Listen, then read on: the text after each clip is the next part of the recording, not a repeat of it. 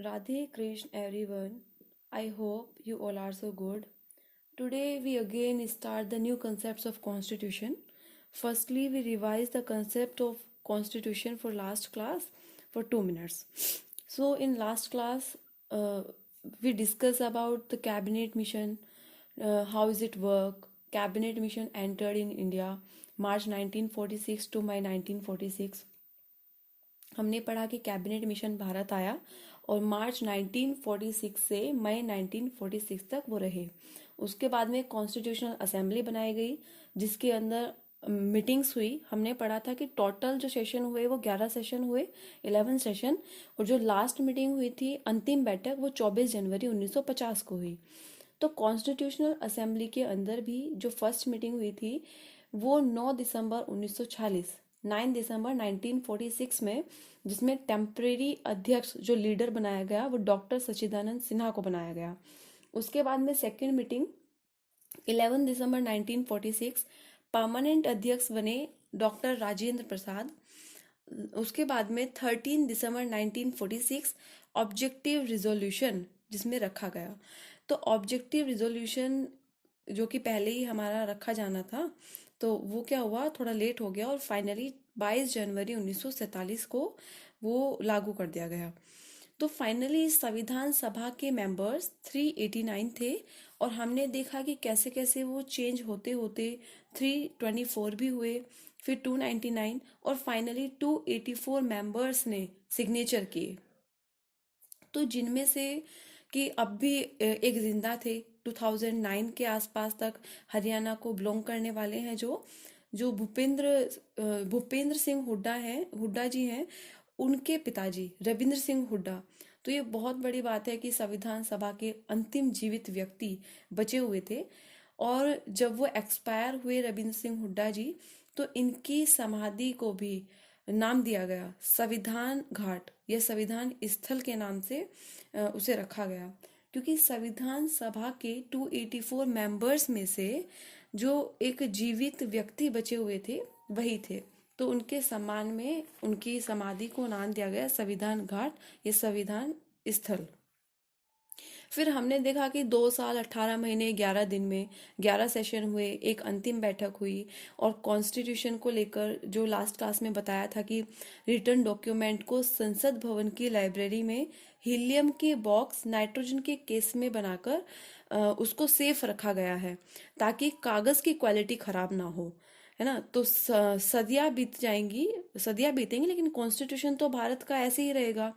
तो चेंजेस किए जाएंगे, अमेंडमेंट किए जाएंगे, अब तक बहुत से अमेंडमेंट हो भी चुके हैं।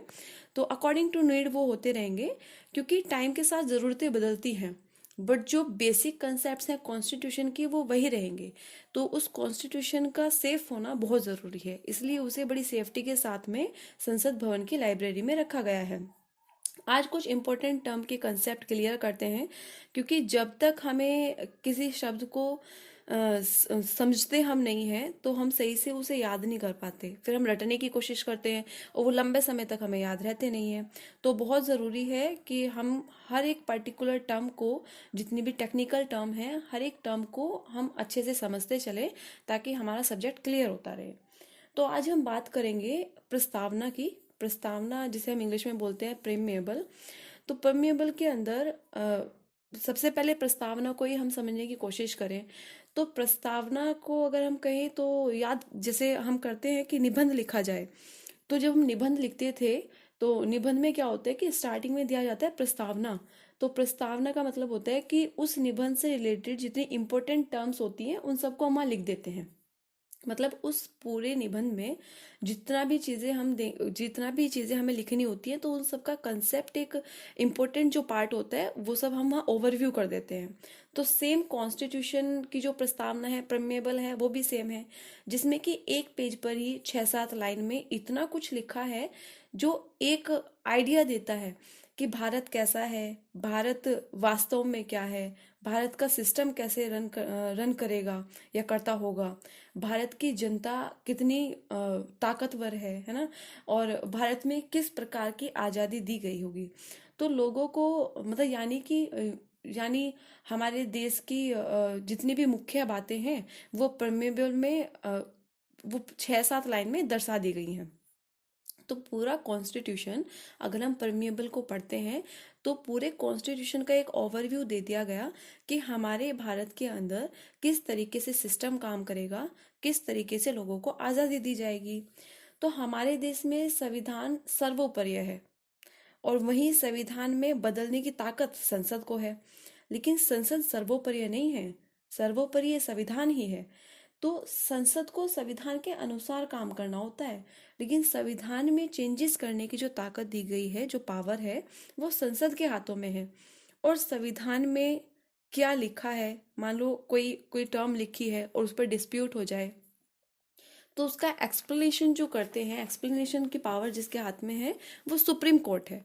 तो सुप्रीम कोर्ट संविधान के अंदर चीजें बदलने की पावर नहीं रखती, वो केवल उन टर्म्स को एक्सप्लेनेशन दे सकती है। लेकिन जो पावर है उस सिस्टम को बदलने की, उस पर्टिकुलर कॉन्स्टिट्यूशन की जो चीजें लिखी हुई हैं उसे बदलने की जो पावर है वो हमारे संसद के हाथ में है। तो कहने का मतलब ये है कि ना तो यहाँ कार्यपालिका ही ऊपर है और ना न्यायपालिका ही ऊपर है ना। तो दोनों ही, मतलब कोई किसी पे हावी नहीं हो सकता, हर किसी की अपनी अपनी वैल्यू है। तो संसद ही, अगर कॉन्स्टिट्यूशन के अंदर कोई बदलाव होना है तो वो संसद ही करेगी, संसद के थ्रू ही होगा। बट संसद को चलना कॉन्स्टिट्यूशन के थ्रू ही है, सबसे ऊपर जो है वो कॉन्स्टिट्यूशन है हमारा। और अगर कोई टर्म ऐसी है कि जिसका एक्सप्लेनेशन नहीं है, जिसका डिस्प्यूट हो जाए कि भाई ये किस तरीके से लिखा है, तो उसका एक्सप्लेनेशन जो देंगी वो सुप्रीम कोर्ट के थ्रू होगा।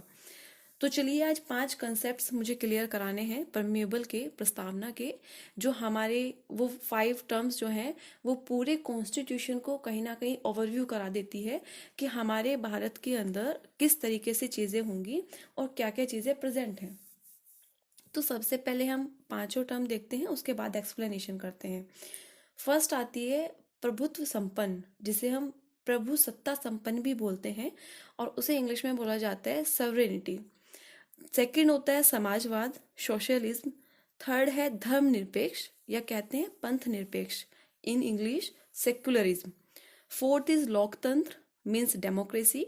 एंड फिफ्थ गणतंत्र या बोलते हैं गणराज्य, जिसका मीनिंग है रिपब्लिक। तो ये 5 टर्म जो हमारी प्रस्तावना में लिखी हुई हैं ये बड़ी ही इम्पोर्टेंट है। ये 5 टर्म हमारी कंट्री की जो कॉन्स्टिट्यूशन लिखा गया है उस पूरे कॉन्स्टिट्यूशन को इन 5 टर्म से ही एक्सप्लेन कर दिया गया। अगर इन 5 टर्म को समझ लिया जाए तो समझिए कि आप अपनी पूरी कंट्री की जो सिचुएशन है, जो सिस्टम है, उस सबको हम समझ जाएंगे कि वो सब वर्किंग कैसे करेंगी। तो सबसे पहले हम समझते हैं प्रभुत्व संपन्न, मीन्स प्रभु सत्ता संपन्न जिसे हम बोलते हैं। तो इसका मतलब होता है कि कोई भी देश जब अपने सारे डिसीजन खुद ले, है ना। तो कोई भी अगर हमें डिसीजन लेना है तो हम किसी के दबाव में आके कोई डिसीजन नहीं लेंगे कि कोई कहे कि नहीं तुम्हें ऐसे करना है तो ऐसा नहीं है। कोई भी डिसीजन हो, चाहे इंटरनल कोई सिस्टम मैटर का डिसीजन है या कोई एक्सटर्नल मैटर का डिसीजन है, तो उसे हम खुद ही लेंगे। जब वो पावर हमें मिल जाए तो उसे कहा जाता है प्रभुत्व संपन्न या प्रभु सत्ता संपन्न। तो जैसे हम लोग हैं ना कि हम अपनी लाइफ के डिसीजन खुद लेते हैं, हमारे ऊपर सिर्फ हमारे घर वालों का दबाव होता है, वैसे वो दबाव नहीं होता। अगर हम उसे देखें, वो कहीं ना कहीं जितनी उनकी समझ है उस हिसाब से राय देते हैं। तो कई बार हमें लगता है कि हमारे पेरेंट्स हमें बहुत ज़्यादा प्रेशराइज कर रहे हैं, तो ऐसा नहीं है। एक्चुअली वो क्या करते हैं कि क्योंकि उन्होंने समाज को जिस तरह से समझा होता है, जिस तरह से देखा होता है, तो उन्हें लगता है कि हमें वो समझ हमारी उम्र से पहले ही आ जाए, तो इसलिए इस तरह की बातें करते हैं, और जो कि हमारे लिए बहुत हद तक सही भी है। तो ऐसा नहीं है कि वो प्रेशराइज करते हैं। तो ये सब चीज़ें होती हैं। तो हम अभी अपनी कंट्री की बात करें तो कहीं ना कहीं ऐसे हमारी कंट्री जो है, हमारे देश जो है, उसे भी चाहिए कि भाई वो अपने डिसीजन खुद ले सके। भाई जैसे हमें चाहिए कि हमें अपने डिसीजन खुद लेने हैं, तो ऐसे कंट्री को चाहिए कि वो अपने डिसीजन खुद ले। तो कोई भी, जैसे हम बात करें चाहे इंटरनल मामलों की बात करो, जो इंटरनल मैटर होंगे, या एक्सटर्नल मैटर की बात करें, तो उन सब में हम अपना डिसीजन खुद लें, कोई और हमें ना कहे। जैसे महारानी ब्रिटेन हमारे सर पर बैठी थी, तो 1857 के बाद में की क्रांति के बाद हमारे देश में जो हेड थी वो महारानी ब्रिटेन थी, क्राउन का राज था। तो अब हमें वो राज नहीं चाहिए। हम किसी के अंदर डोमिनियन स्टेट बनकर नहीं रह सकते। हम अपने सारे डिसीजन खुद लेंगे। यानी हमारे आंतरिक मामले और बाहरी मामलों का डिसीजन सेल्फ का होगा। कोई हमें अपने दबाव में अपनी तरह से इन्फ्लुएंस करने की कोशिश ना करे। तो हमने ये बात क्लियर कर दी कि अपनी प्रस्तावना में एक शब्द लिखकर कि हम प्रभुत्व संपन्नता हमें चाहिए, है ना।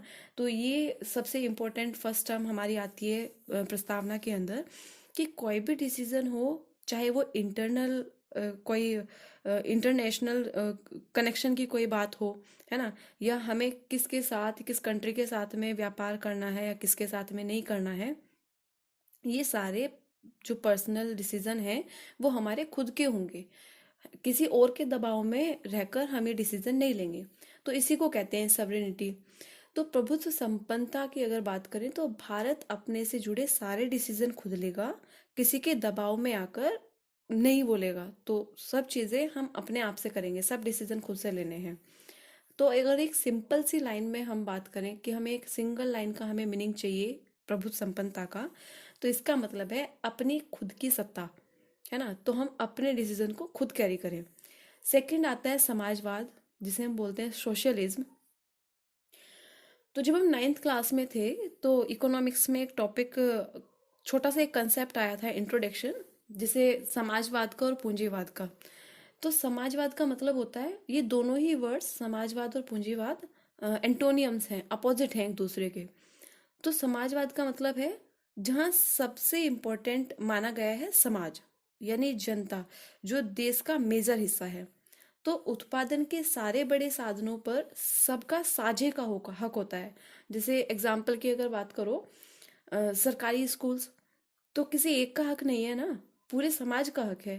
किसी भी कैटेगरी, किसी भी रिलीजन और किसी भी जेंडर के लोग वहां जा सकते हैं, जहाँ इक्वलिटी होगी, है ना। तो उसे बोलते हैं हम समाजवाद। तो समाजवाद का मतलब है कि एक जितने भी हमारे मतलब बड़ी बड़ी फैक्ट्रिया की अगर हम बात करें, है ना, तो इन सब चीज़ों पर जो गवर्नमेंट, तभी तो हमारे कंट्री के अंदर गवर्नमेंट सेक्टर है। तो गवर्नमेंट सेक्टर ने क्या कि गवर्नमेंट हॉस्पिटल है, तो वहाँ ऐसा नहीं है कि भाई सिर्फ इसी कैटेगरी के लोग जाएंगे, नहीं।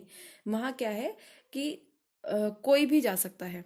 तो ये होती है समाजवाद। तो समाजवाद में जो प्रायोरिटी दी जाती है वो समाज की भलाई के लिए दी जाती है, कि समाज की भलाई सबसे पहले है, जो प्रॉफिट है वो बाद में आता है।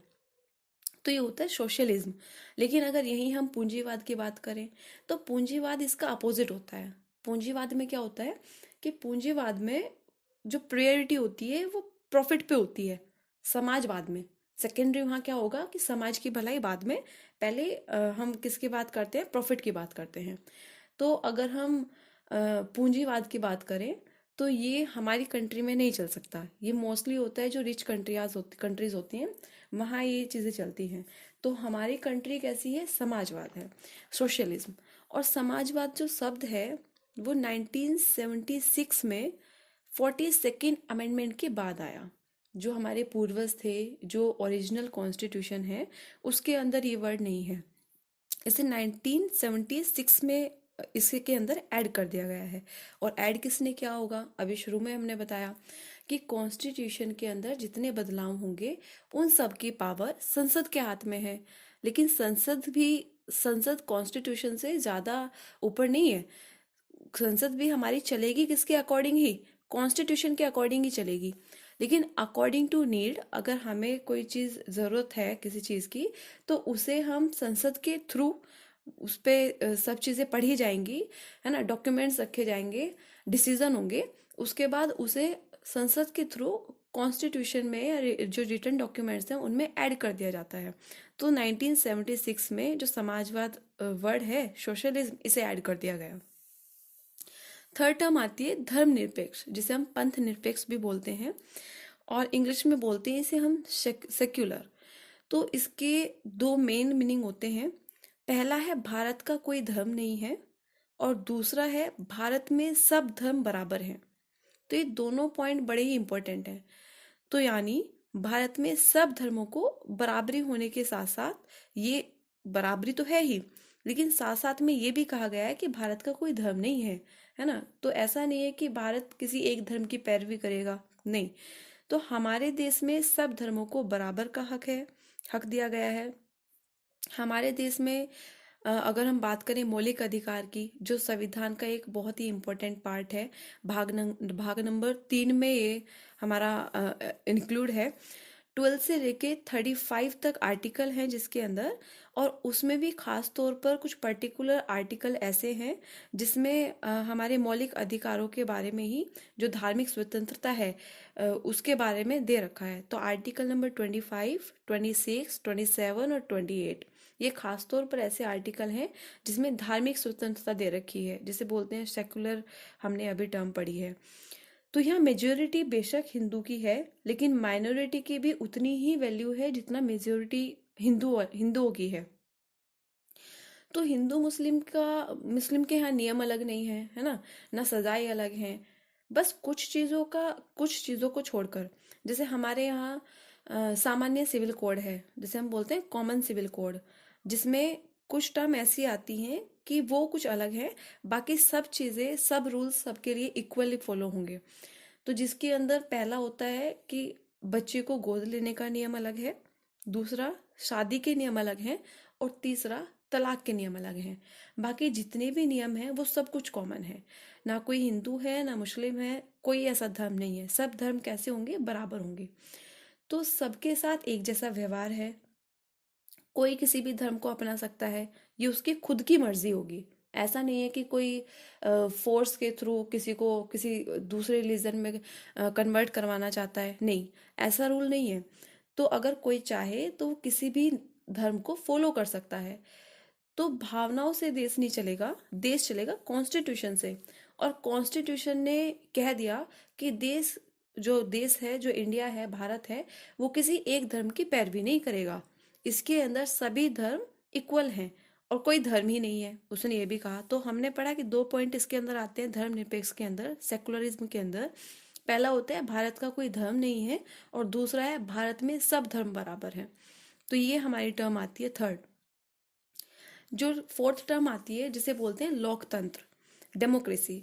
तो लोकतंत्र कहता है कि जिसमें जनता सर्वोपरि है, जनता जिसे चाहेगी वही सरकार बनेगी, है ना। एक अधिकार है हमारा वोटिंग।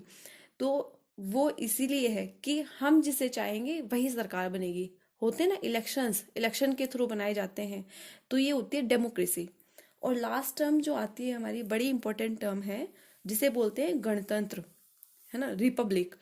तो इसका मतलब है, इसके अंदर 2 टर्म आते हैं। देखो, 2 मेन चीजें हैं। और जो ये गणतंत्र दिया गया है, वर्ड जो इसके अंदर इंक्लूड है हमारे प्रस्तावना के अंदर, इसे समझो कि जो प्रेसिडेंट ऑफ इंडिया है ना, उसके रिस्पेक्ट में ये दोनों टर्म दे रखी हैं। गणतंत्र के अंदर 2 टर्म दी हैं, 2 डिवीजन करे, जो कि प्रेसिडेंट ऑफ इंडिया के रेफरेंस में रख के ये चीजें दी हैं। पहली टर्म जो दी है, वो पहले कहते हैं कि हमारे देश में जो प्रेसिडेंट ऑफ इंडिया है, जो भी हो, उनसे जो नेक्स्ट टर्म आएगी, जो नेक्स्ट प्रेसिडेंट होंगे, वो पैतृक नहीं होंगे। कहने का मतलब, यानी हमारे देश में अगला राष्ट्रपति कौन होगा कोई नहीं जानता, ना मैं जानती हूँ ना आप जानते हैं। लेकिन ये जरूर जानते हैं कि प्रेसिडेंट का बेटा नहीं होगा, और बेटे का बेटा नहीं होगा, और उसके बेटे का बेटा भी नहीं होगा। कहने का मतलब कि ऐसा नहीं है कि मतलब उसी फैमिली के मेंबर्स ही क्या होते चले जा रहे हैं कि प्रेसिडेंट बनते चले जा रहे हैं। तो जो पहली टर्म है वो कहती है कि प्रेसिडेंट ऑफ इंडिया जो भी होंगे हमारे देश के, नेक्स्ट पद जब भी आएगा, जब नेक्स्ट सीट होगी, वोटिंग होगी, तो उसमें उनके बेटे जो होंगे वो प्रेसिडेंट नहीं बनेंगे, मतलब पैतृक नहीं होगा वो।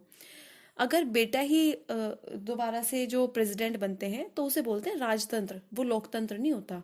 और हमारी जो कंट्री है वो कैसी है? वो लोकतंत्र है। वहाँ इलेक्टेड मेंबर्स जो होते हैं वो हमारे प्रेसिडेंट बनते हैं, या वो हमारे जो सीट्स होती हैं, जिस भी चीज़ के लिए सीट्स होती हैं, वो वहाँ बैठते हैं। तो अगर बेटे का बेटा बने तो उसे बोलते हैं राजतंत्र बोलते हैं। जैसे हम बात करें, महारानी ब्रिटेन है, तो उन्हीं के खानदान की जो अगली सीट्स होंगी, जो आगे बनेंगे, तो उन्हीं के खानदान के मेंबर बनते हैं महारानी, फिर उनके खानदान के बनेंगे। और ये चीज़ें वहाँ सदियों से चली आ रही है। और अगर हम अपने देश की बात करें तो हमारे देश में भी पहले ऐसा ही था। जैसे बादशाह का नाम आपने सुना होगा। बादशाह का मतलब बाबर, हुमायूं जहांगीर और शाहजहां औरंगजेब। तो ये सब एक ही खानदान के मेंबर्स थे। जो जब मुगल थे तो इन्हीं का राजतंत्र, तो उसे बोलते हैं राजतंत्र, ये एक एग्जाम्पल है। तो ये चीजें थी। लेकिन आज हमारे देश में जो भी हेड है, हमारे देश का सबसे बड़ा आदमी है, पहला नागरिक है और तीनों सेनाओं का प्रधान कमांडर है। ये तीनों बड़ी इंपॉर्टेंट टर्म है रिस्पेक्ट टू प्रेसिडेंट। कि जो प्रेसिडेंट होते हैं वो इंडिया के पहले नागरिक, फर्स्ट फर्स्ट सिटीजन कहे जाते हैं, है ना। और तीनों सेनाओं के प्रधान सेनापति भी होते हैं। तो यानी भारत के जो राष्ट्रपति होंगे उनकी जो पोस्ट है उन्हें पैतृक नहीं मानते हैं। जो बनेगा इलेक्शन के थ्रू बनेगा। ये फर्स्ट टर्म है उसके अंदर।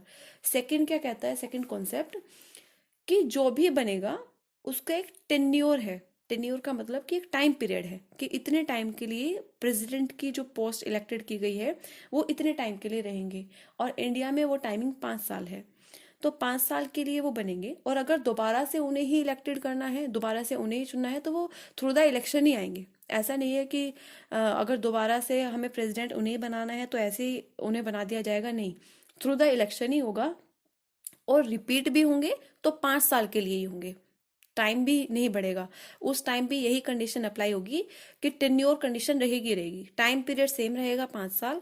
अगर दोबारा से प्रेसिडेंट उन्हें बनाया जाएगा जो पहले थे, तो उन्हें इलेक्शन के थ्रू ही बनाया जाएगा। इसके बाद ये कुछ 5 टर्म्स थी जो बड़ी इंपॉर्टेंट थी। फर्स्ट था प्रभुत्व संपन्न था, प्रभुत्व संपन्न या प्रभु सत्ता संपन्न जिसे हम बोलते हैं। नेक्स्ट था समाजवाद, सोशलिज्म। उसके बाद धर्मनिरपेक्ष या पंथ निरपेक्ष, सेक्युलर। उसके बाद लोकतंत्र मीन्स डेमोक्रेसी। और लास्ट जो लास्ट टर्म हमने पढ़ी है वो पढ़ी है गणतंत्र, जिसे हम बोलते हैं रिपब्लिक। तो एक बार और लास्ट में एक बार रिवाइज करते हैं कि फर्स्ट है प्रभुत्व संपन्न। मतलब हमें जो भी फैसले लेने हैं, चाहे इंटरनल मैटर हो चाहे एक्सटर्नल मैटर हो, वो हमारे खुद के डिसीजन होंगे। किसी और के दबाव में आकर हम कोई डिसीजन नहीं लेंगे। सेकंड है समाजवाद मीन्स सोशलिज्म। सोशलिज्म का मतलब होता है कि जिसमें समाज की भलाई है। सरकार की जो प्रायोरिटी होती है वो समाज होता है ना। जो प्रॉफिट है वो बाद में आएगा। तो जितने गवर्नमेंट हॉस्पिटल स्कूल्स हैं वो सब इसीलिए हैं। थर्ड होती है धर्मनिरपेक्ष, जिसे हमने सेकुलरिज्म के टर्म से पढ़ा है। तो सेकुलरिज्म का मतलब होता है जिसके अंदर दो, मतलब हमारे देश का कोई पर्सनल धर्म नहीं है और सब धर्म बराबर हैं। कि किसी भी एक धर्म की पैरवी हमारी गवर्नमेंट सिस्टम नहीं करेगी। हमारी गवर्नमेंट के अंदर, हमारे कंट्री के अंदर किसी भी एक धर्म को ऊपर नहीं माना जाएगा। सभी जो रिलीजन है वो सब इक्वल है। फोर्थ आती है लोकतंत्र मीन्स डेमोक्रेसी। यानी जनता सबसे पहले है। जनता जिसे चाहेगी वही सरकार बनेगी। इसलिए हमें एक अधिकार दे दिया गया थ्रू द वोटिंग्स के इलेक्शन के थ्रू इलेक्टेड मेंबर को ही जो है हेड बनाया जाएगा, लीडर बनाया जाएगा। और फिफ्थ टर्म आती है गणतंत्र, जिसे हम बोलते हैं रिपब्लिक। तो हमारे देश के जो मुखिया होंगे मीन्स जो प्रेसिडेंट हैं, जिन्हें फर्स्ट सिटीजन भी कहा जाता है, वो इलेक्टेड मेंबर होते हैं। पहली बात, पितृक नहीं होते हैं, मतलब उनके बेटे के बेटे नहीं बनेंगे। और उनका एक लिमिटेड टाइम पीरियड है। ऐसा नहीं है कि अगर कोई मेंबर प्रेसिडेंट बन जाए तो वो लंबे समय तक रहेंगे, नहीं। एक टाइम पीरियड बना दिया गया कि 5 साल के लिए उनका टाइम पीरियड कर दिया कि इतने टाइम के लिए इलेक्टेड मेंबर को मुखिया बनाया जाएगा, मीन्स प्रेसिडेंट बनाया जाएगा। और अगर उन्हें रिपीट किया जाए कि रिपीटेड वो हमारे प्रेसिडेंट बनते हैं, तो इलेक्शन के थ्रू ही बनेंगे। और साथ में 5 साल के लिए ही वो जो टाइम लिमिट रखी गई है वो तब भी फॉलो होगी। तो ये कुछ बहुत मोस्ट इम्पोर्टेंट सी टर्म थी हमारी प्रस्तावना के अंदर, जिसने हमारे पूरे कॉन्स्टिट्यूशन का एक ओवरव्यू सा दिया कि हमारी कंट्री के अंदर ये चीज़ें हैं और इस तरीके से वर्किंग होती है। तो आई होप आप सबको समझ आया होगा। तो आगे हम प्रस्तावना को दोबारा से एक कंटिन्यूटी फॉर्म में पढ़ेंगे नेक्स्ट क्लास में। Thank you so much. Have a nice day.